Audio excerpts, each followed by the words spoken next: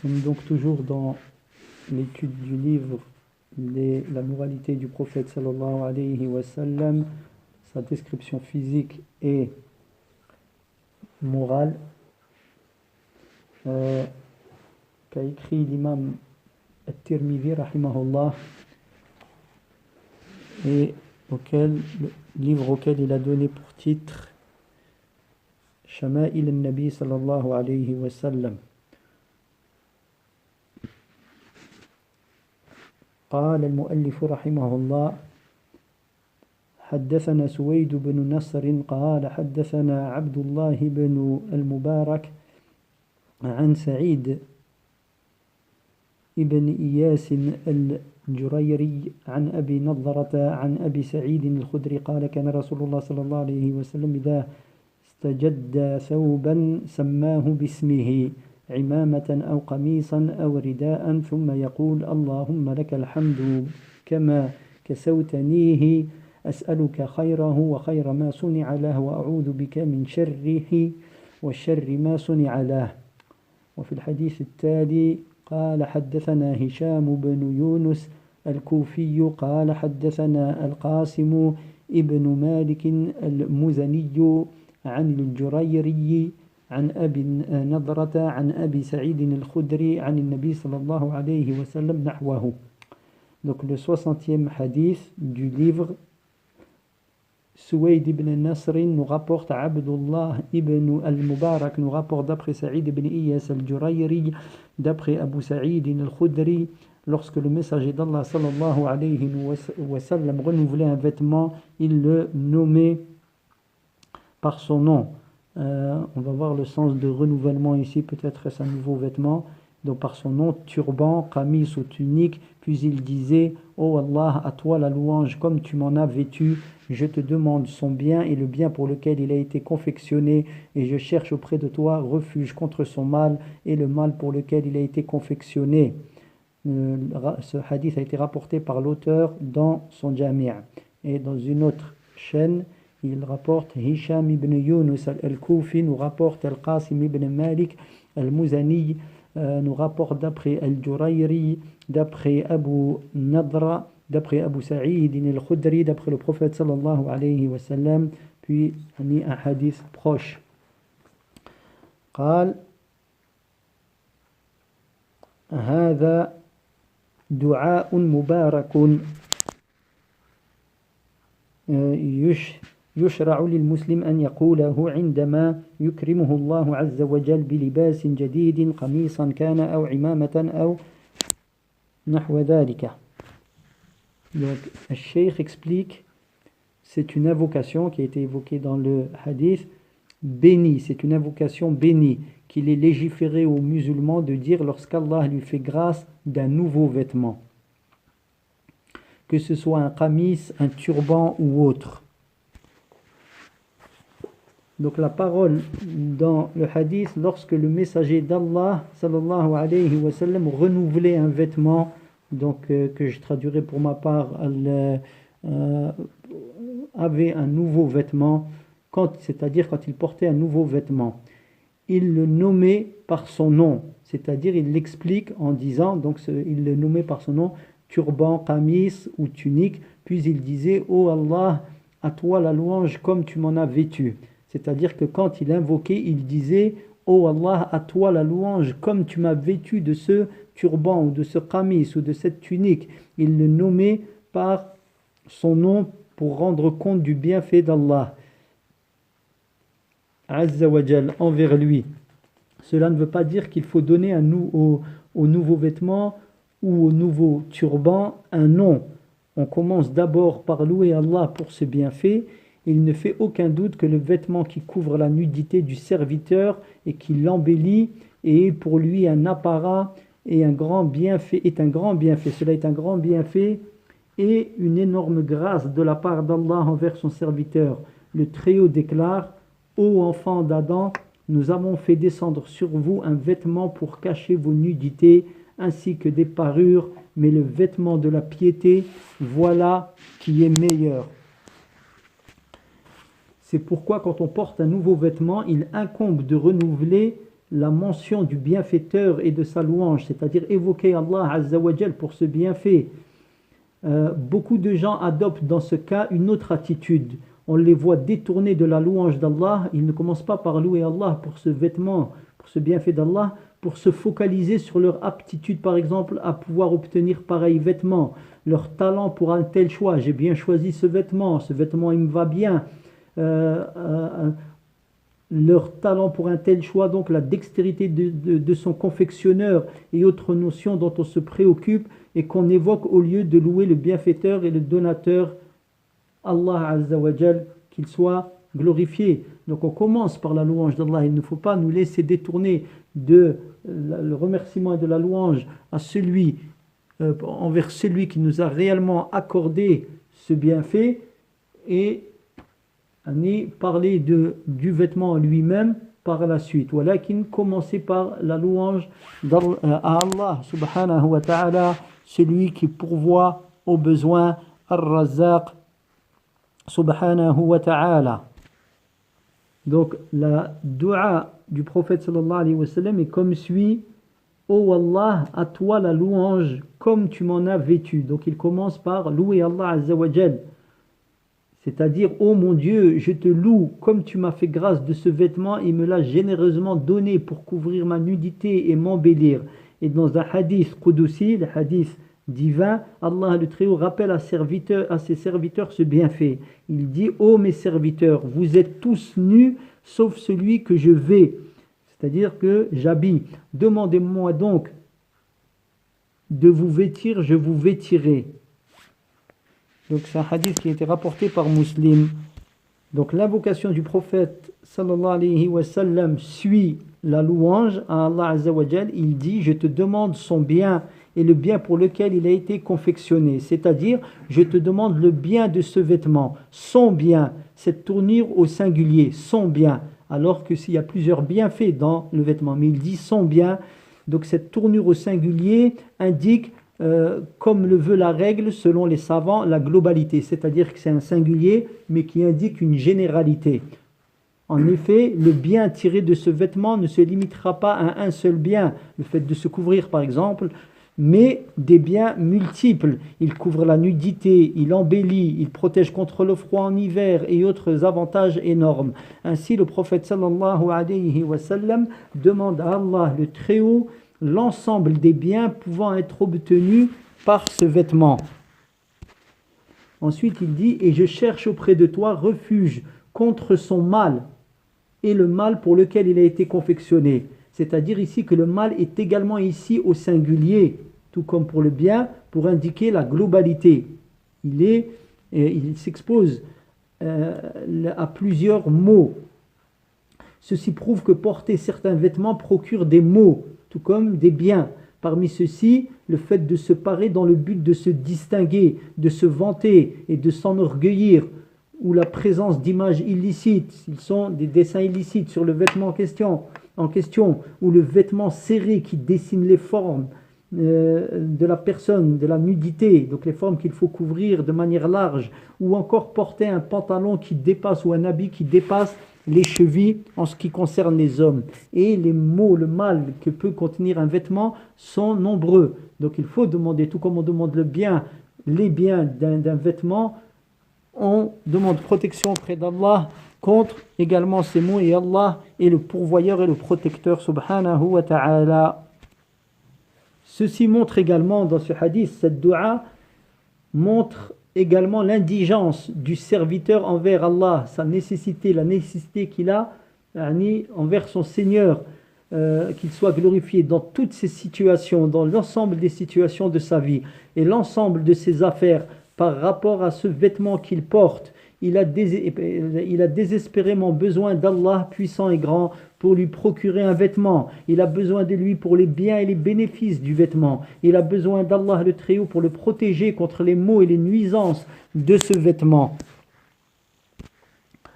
Donc si celui qui est éprouvé par un interdit relatif à l'habillement, c'est-à-dire qu'il pratique, qu'il voit un habillement et qu'il y a en celui-ci un interdit, par exemple laisser traîner son pantalon sous les chevilles, s'il réfléchissait à cette invocation et méditait son contenu et son sens, il y trouverait le remède contre l'acte qu'il commet.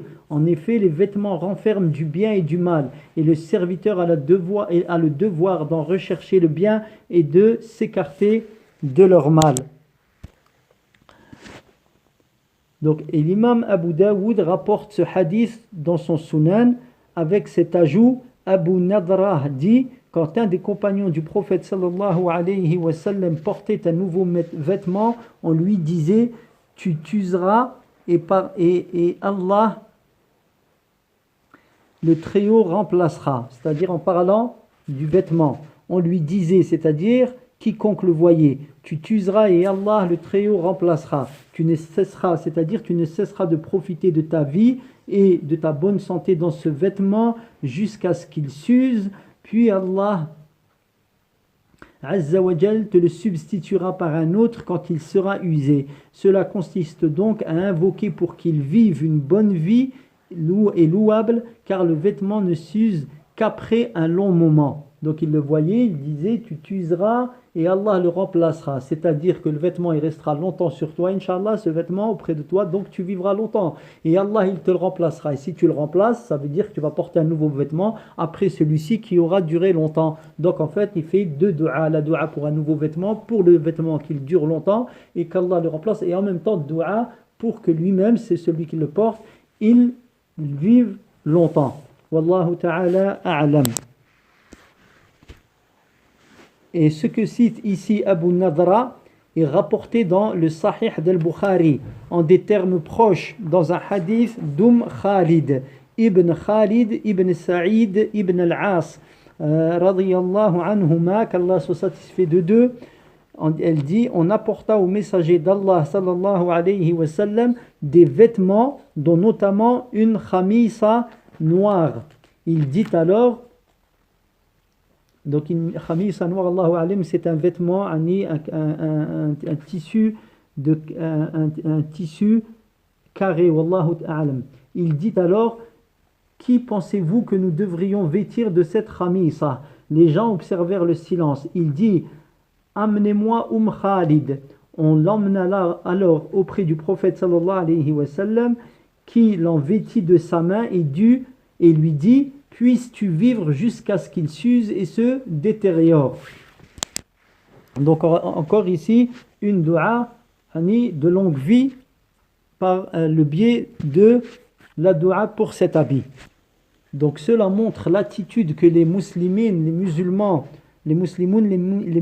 doivent adopter avec leurs frères quand ils voient l'un d'entre eux porter un nouveau vêtement. On ressent alors, en provenance d'un cœur sincère, l'amour du bien pour les autres, tout comme cela prouve l'amour du bien, tout comme cela prouve l'amour, le dépouillement du cœur et sa pureté, contrairement à celui dont le cœur ressent de la jalousie et de l'animosité.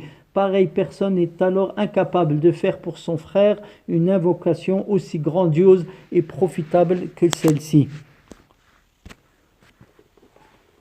Et dans le même esprit que précédemment, outre l'énorme récompense obtenue par celui qui formule cette louange au moment de porter un nouveau vêtement, il y a ce que rapporte Al-Hakim, d'après Mu'adh ibn Anas du messager d'Allah sallallahu alayhi wa sallam, qui a dit, celui qui mange un repas et dit louange à Allah qui m'en a nourri et m'en a pourvu sans force ni puissance de ma part, tous ses péchés antérieurs lui seront pardonnés. Et celui qui porte un vêtement puis dit louange à Allah, cette dua-là, c'est pas pour un nouveau vêtement, c'est un vêtement qu'il met donc quotidiennement. Louange à Allah qui m'en a vêtu sans force ni puissance de ma part, tous ses péchés antérieurs lui seront pardonnés. Et il précise, c'est un hadith authentique selon les normes d'Al-Bukhari, rahimahullah. Donc ici, le bien qu'Allah lui accorde de nourriture, il mange, se rassasie par le bienfait d'Allah, ensuite il fait cette dua après avoir mangé, eh bien ça a pour conséquence le pardon de ses péchés, un bienfait sur le bienfait. Il a un habit, il le met quotidiennement, il fait cette dua au moment de le faire, Allah l'en a pourvu de cet habit, il invoque Allah de la sorte ou évoque Allah de la sorte, Allah lui pardonne ses péchés antérieurs. bienfait sur bienfait. La louange est à Allah Azza wa Jal pour ses bienfaits innombrables. Le hadith suivant, donc حدثنا محمد بن غيلان قال حدثنا محمد بن بشار قال حدثنا معاذ بن هشام قال حدثنا أبي عن قتادة عن أنس بن مالك قال كان أحب الثياب إلى رسول الله صلى الله عليه وسلم يلبسه الحبرة. Donc le hadith, Muhammad ibn Bashar nous rapporte Mu'adh ibn Hisham, nous rapporte mon père, me rapporte d'après Qatada, d'après Anas ibn Malik, le compagnon du prophète sallallahu alayhi wa sallam, le vêtement le plus aimé par du messager d'Allah qu'il portait était al-hibaratu, al-hibara. Donc rapporté par al-Bukhari et Muslim et l'auteur, l'imam Tirmidhi dans son Jami'. Dans ce hadith, la hibara, c'est un vêtement qui est fait de coton ou de lin. On dit muhabbar pour dire qu'il est embelli. Le tahbir est l'embellissement. Ainsi, la hibara porte office des rayures et une certaine forme d'ornement au niveau de la couleur. C'est pourquoi Ibn al-Qayyim, qu'Allah lui fasse miséricorde, dit dans Az-Zad, les couleurs de vêtements les plus aimées pour lui, c'est-à-dire pour le prophète sallallahu alayhi wa sallam, étaient le blanc, les vêtements de couleur blanche, et la hibara, c'est-à-dire pour le blanc, un vêtement d'un blanc pur, et la hibara qui est un vêtement rayé, par exemple blanc et noir, ou noir et rouge, comme cela a été vu précédemment. Donc dans le hadith suivant, حدثنا محمود بن غيلان قال حدثنا عبد الرزاق قال حدثنا سفيان عن عون بن أبي جحيفة عن أبيه قال رأيت النبي صلى الله عليه وسلم وعليه حلة حمراء كأني أنظر إلى بريق ساقيه قال سفيان أراها حبرة. Mahmoud ibn Ghayalan nous rapporte, Abdul Razzaq nous rapporte, Sufyan nous rapporte d'après Aoun ibn Abi Juhayfa, d'après son père, j'ai vu le prophète sallallahu alayhi wa sallam alors qu'il portait une hulla rouge. Il me semble encore voir la brillance de ses jambes. Sufyan dit, je crois qu'il s'agissait d'une hibara. Donc ce hadith a été rapporté par l'auteur dans son Jami'. Et l'origine du hadith se trouve chez Al-Bukhari et Muslim. Dans ce hadith, donc, sa parole, et il portait, le prophète sallallahu alayhi wa sallam, une hulla rouge. La hulla, on l'a vu, désigne le vêtement constitué de 2 pièces d'étoffe, comme la tunique et le pagne. La hulla rouge, comme disent les savants, est un vêtement yéménite en 2 pièces, sur lesquels il y a des rayures rouges et noires. Il n'est donc pas totalement rouge. Ici, il fait cette remarque, il n'est pas totalement rouge parce qu'il y a un hadith qui nous est parvenu qui dit que le prophète sallallahu alayhi wa sallam a interdit de porter un vêtement rouge, le rouge. Et en fait, ici, les savants l'expliquent, ils disent, donc il y en a qui voient que tu ne portes pas un vêtement où il y a du rouge, et d'autres savants qui disent non, l'interdit c'est le fait de porter des vêtements complètement rouge. Wallahu a'lam. Quant à sa parole, il me semble encore voir la brillance de ses jambes. C'est la brillance ici, c'est l'éclat et le rayonnement. Nous avons vu pareille description au sujet du noble corps du prophète sallallahu alayhi wa sallam. Cela indique que lorsque Abu Juhayfa l'a vu, comme il a vu donc ses jambes, à vrai dire, jusqu'à mi-mollet, le pagne du prophète sallallahu alayhi wa sallam était donc à mi-mollet. Et on rappelle ici que la brillance, ce n'est pas une lumière à proprement parler, walakin c'est la blancheur et de ses jambes sallallahu alayhi wa sallam. Sa parole ensuite, Sufyan dit, je crois qu'il s'agissait d'une hibara. Sufyan, c'est-à-dire qui est l'un des narrateurs dans la chaîne de transmission, à savoir Sufyan al-Thawri, pense que cette hulla rouge que portait le prophète sallallahu alayhi wa sallam était une hibara, dont nous avons vu la signification. Et c'est correct, cette parole est correcte parce que le prophète sallallahu alayhi wa sallam ne portait pas de vêtements complètement rouges, comme l'affirme plus d'un savant. D'ailleurs, il a même strictement interdit cela, comme voilà pourquoi Ibn al-Qayyim rahimahullah dit dans Zad al-Ma'ad, donc qui est un livre qui traite de la vie du prophète sallallahu alayhi wa sallam. Donc il dit, Cheikh Ibn al-Qayyim, il est erroné de croire qu'elle était de couleur rouge unie. En fait, la hulla rouge est faite de 2 étoffes yéménites avec des rayures rouges et noires, à l'instar de tous les bourdes du Yémen. Elle est ainsi connue eu égard aux rayures rouges qui s'y trouvent. En revanche, le rouge pur est vivement interdit. Ainsi, le shimar, donc qu'est-ce que c'est le shimar? C'est le voile typiquement saoudien, généralement rouge et blanc que les hommes portent sur la tête. Donc la parole c'est plus la parole d'Ibn al-Qayyim ici, c'est Cheikh Abd al-Razzaq al-Badr qui dit ainsi le shimar de couleur rouge et blanc s'inscrit dans cette lignée, il n'est pas interdit parce qu'il n'est pas totalement rouge. Et ici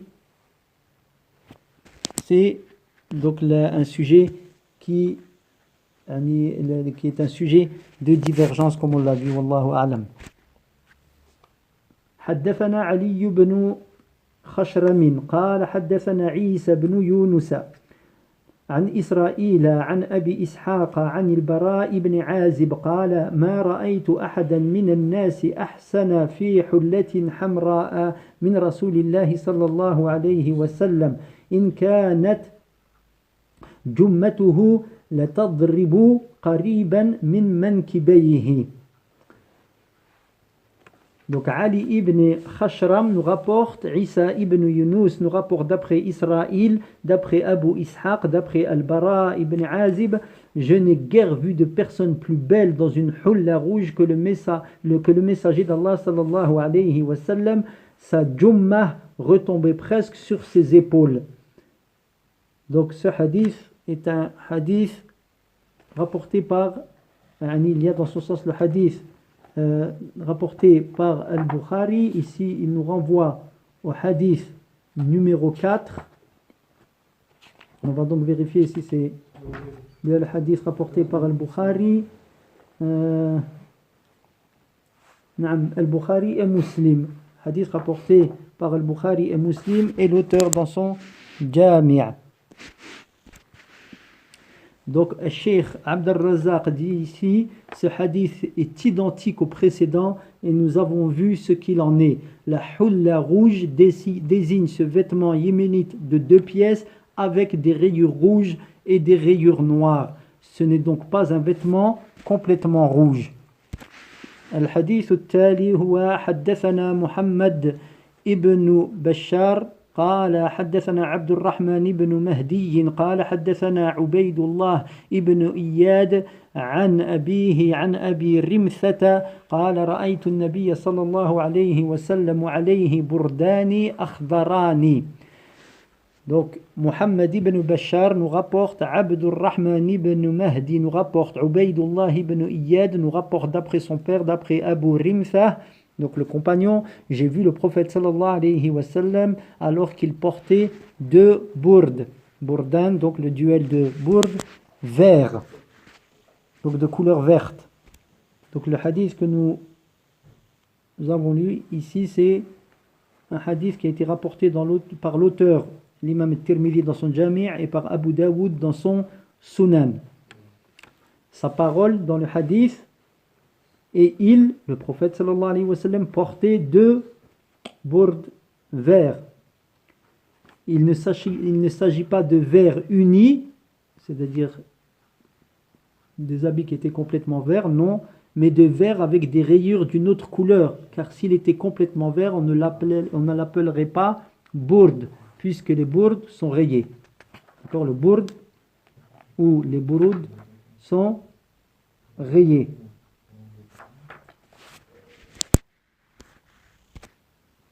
حدثنا عبد بن حميد قال حدثنا عفان بن مسلم قال حدثنا عبد الله بن حسان العنبري عن جدتيه دحيبة وعليبة عن قيلة بنت مخرمة قالت رأيت النبي صلى الله عليه وسلم عليه أسمال مليتين كانتا بزعفران وقد نفضته وفي الحديث قصة طويلة. Donc le hadith de Abdullah ibn Humayd nous rapporte, Affan ibn Muslim nous rapporte, Abdullah ibn Hassan al-Ambari nous rapporte d'après ses deux grands-mères, Duhayba et Ulayba, d'après Qayla bint Makhrama, j'ai vu le prophète sallallahu alayhi wa sallam et il portait deux fripes haillonneuses qui étaient au safran et qui l'ont dissipé. Le hadith comporte comporte aussi un récit, un long récit, wallahu alam. Donc dans le hadith, sa parole, et il portait deux fripes, la fripe et le vêtement usé. Ensuite elle dit haillonneuse, enfin la traduction haillonneuse du terme mula'a, qui désigne tout vêtement dont les parties ne sont pas rattachées les unes aux autres par du fil. Il ne s'agit que d'une pièce. Donc sa parole ensuite, et qui était au safran, c'est-à-dire teint au safran, et qui l'ont dissipé. C'est-à-dire que les fripes, les habits en question, ont dissipé la couleur du safran. Le safran étant un parfum qui laisse une couleur. Il n'en restait que très peu de traces. Le prophète sallallahu alayhi wa sallam a d'ailleurs interdit aux hommes de porter les vêtements teints au safran ou au waras, qui est une autre catégorie donc de plantes parfumantes. Mais comme les fripes ont dissipé le safran jusqu'à n'en laisser que peu de traces, le prophète sallallahu alayhi wa sallam a porté ce vêtement. Quant à sa parole, le hadith comporte encore un récit. Nous en verrons une partie si Allah le veut. Ce récit est rapporté dans son intégralité et toute sa longueur par certains savants, notamment l'imam al-Tabarani dans Al-Mu'jam al-Kabir. Il renferme de nombreuses leçons et des subtilités extraordinaires. Nous avons oublié d'évoquer l'authenticité de ce hadith. Ici il y a un commentaire qui est fait à ce sujet. Il dit: l'auteur le rapporte dans son Jami'. Il y a une erreur ici dans la chaîne de l'auteur qui est corrigée à partir du Jami' même de l'auteur et d'autres sources. C'est quand il dit: Abdullah ibn al-Hassan al-Ambari nous rapporte d'après ses deux grands-mères de Hayba et Ulayba. Ce qui est correct, c'est d'après ces deux grands-mères de Hayba et Safiya, les filles de Ulayba. At-Tirmidhi, qu'Allah lui fasse miséricorde, dans Al-Jami', Abdullah ibn Hassan nous rapporte ses deux grands-mères Safiya bint Ulayba et Duhayba bint Ulayba lui rapporte d'après Qayla bint Makhrama. Donc rectification dans la chaîne de transmission. وفي الحديث التالي قال حدثنا قتيبة بن سعيد قال حدثنا بشر بن المفضل عن عبد الله بن عثمان بن خثيم عن سعيد بن جبير عن ابن عباس قال قال رسول الله صلى الله عليه وسلم: عليكم بالبياض من الثياب ليلبسها أحياؤكم وكفنوا فيها موتاكم فإنها من خيار ثيابكم. Qutayba ibn Sa'id nous rapporte Bishr ibn al-Mufaddal nous rapporte d'après Abdullah ibn Uthman ibn Khuthaym, d'après Sa'id ibn Jurayr, d'après Ibn Abbas, le messager d'Allah sallallahu alayhi wa sallam a dit: prenez le blanc d'entre les vêtements, que les vivants parmi vous le portent, et faites-en les linceuls de vos morts, car ils sont parmi vos meilleurs vêtements. Donc il nous renvoie ici pour l'authenticité au hadith 52.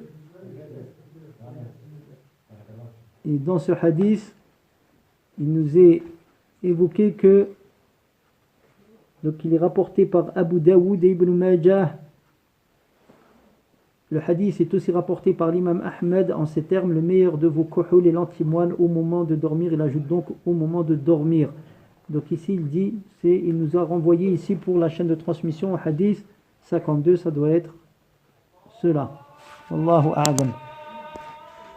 Donc ça doit être un hadith rapporté par l'auteur Tirmidhi, Ibn Majah et Ahmed, Wallahu a'lam. Ou alors l'auteur est Ibn Majah seulement. Donc la parole du prophète sallallahu alayhi wa sallam dans ce hadith: prenez le blanc d'entre les vêtements. Donc choisissez le blanc. Tenez-y, c'est-à-dire tenez-y et soyez assidus dans cela. C'est donc une recommandation du prophète sallallahu alayhi wa sallam et une incitation à porter le blanc. Le vêtement blanc est meilleur que les autres couleurs, qu'elles soient unies ou rayées. L'une des raisons de ce mérite et de la couleur blanche sera énoncée dans le hadith qui va suivre, car c'est plus pur et plus propre. Il dit ensuite, sallallahu alayhi wa sallam, que les vivants parmi vous les portent et faites-en les linceuls de vos morts, car ils sont parmi vos meilleurs vêtements. Donc il encourage les vivants à les porter et recommande que ce soit les linceuls des morts. Il nous informe qu'ils sont parmi les meilleurs vêtements. Le fait que le prophète sallallahu alayhi wa sallam incite à porter le blanc nous enseigne qu'il le faisait lui-même, et c'est là le point à retenir de ce hadith. Dans les deux sahih, il est rapporté selon le hadith d'Abu Dharr: j'allais trouver le prophète sallallahu alayhi wa sallam et il portait un vêtement blanc. قال في الحديث التالي: حدثنا محمد بن بشار قال حدثنا عبد الرحمن بن مهدي قال حدثنا سفيان عن حبيب بن أبي ثابت عن ميمون بن أبي شبيب عن سمرة بن جندوب قال قال رسول الله صلى الله عليه وسلم: البسوا البياض فإنها أطهر وأطيب وكفنوا فيها موتاكم. Muhammad ibn Bashar nous rapporte Abdurrahman ibn Mahdi, nous rapporte Sufyan, nous rapporte d'après Habib ibn Abi Thabit, d'après Maymoun ibn Abi Shabib, d'après Samurata ibn Jundub. Le messager d'Allah sallallahu alayhi wa sallam a dit: portez le blanc car c'est le plus pur et le plus propre, et faites-en les linceuls de vos morts. Ce hadith est rapporté par l'auteur dans son Jami', c'est-à-dire l'imam At-Tirmidhi rahimahullah ta'ala. Donc dans ce hadith, on lit la parole de Cheikh Abd al-Razzaq al-Badr, donc que le prophète sallallahu alayhi wa sallam incite à porter le blanc comme dans le précédent hadith. Et il en donne la raison, car c'est plus pur et plus propre, c'est-à-dire les vêtements blancs regroupent ces deux propriétés, la pureté et la propreté. Ils se distinguent donc quand on les lave par leur pureté, leur netteté, leur clarté. Si une quelconque saleté s'y trouve, elle apparaît immédiatement.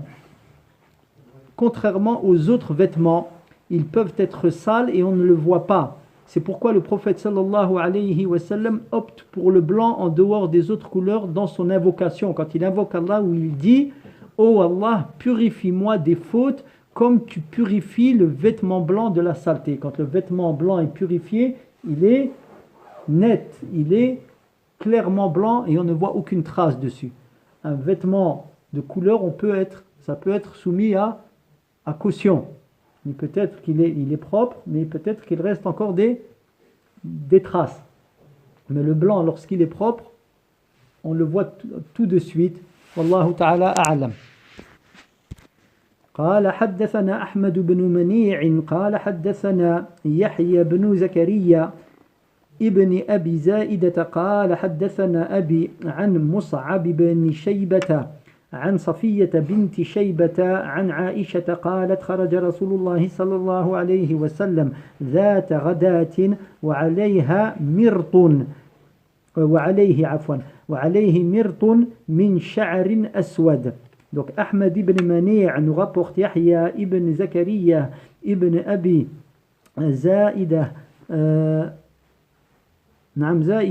nous rapporte, mon père nous rapporte d'après Mus'ab ibn Shaybah, d'après Safiya bint Shaybah, d'après Aïcha, le messager d'Allah sallallahu alayhi wa sallam sortit en matinée en portant un myrte tissé de poils noirs. Nous verrons cela, donc, Inch'Allah, le sens de myrte. Donc, il a été rapporté, ce hadith, par l'auteur dans son Jami' et Muslim, où on trouve un myrte murahhal. Dans son commentaire de Muslim, donc du recueil de hadith de Muslim, l'imam al-Nawawi, qui en a fait donc le commentaire, dit quant à murahhal, c'est avec ra et ha doublé, murahhal. Et c'est ce qui est correct, qui est rapporté par la majorité et vérifié par les experts. Le Qadi, donc en parlant d'un savant, cite que certains le rapportent avec la lettre jim, murajjal et pas murahhal, c'est-à-dire avec des motifs masculin, d'homme. Mais c'est le premier avis qui est le plus correct, c'est-à-dire murahhal. Cela signifie avec des motifs de selle de chameau. Donc, la selle que l'on met sur le dos des chameaux. Ces représentations ne présentent aucun mal parce que ce sont les représentations d'animaux qui sont interdites, donc d'être vivants. Selon Al-Khattabi, le murahhal désigne ce qui est rayé. Donc murahhal, il y en a qui disent que c'est la selle des chameaux, et quelqu'un d'autre dit, en l'occurrence Al-Khattabi, c'est ce qui est rayé. Et murajjal, on le dit donc, il dit des motifs d'hommes. Donc, et le plus juste, bien entendu, c'est murahhal, wallahu a'lam. Donc la parole de Aïcha radhiyallahu anha dans le hadith, lorsqu'elle dit, il est sorti le prophète sallallahu alayhi wa sallam en matinée, c'est-à-dire tôt le matin, en portant un myrte tissé de poils noirs. Le myrte est un long et ample vêtement qui sert de pagne, donc pour couvrir la partie inférieure du corps.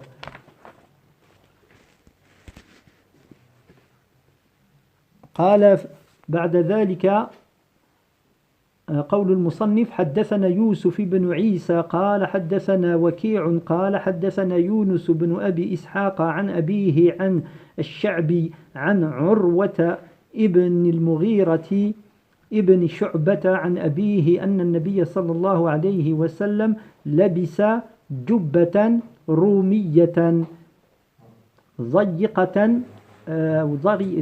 الكمين.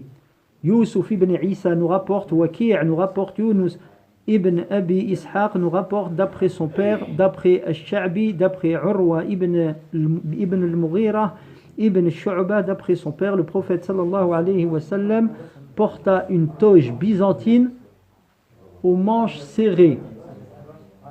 Aux manches serrées. Ce hadith a été rapporté par Muslim et l'auteur, l'imam Tirmidhi, dans son Jami'.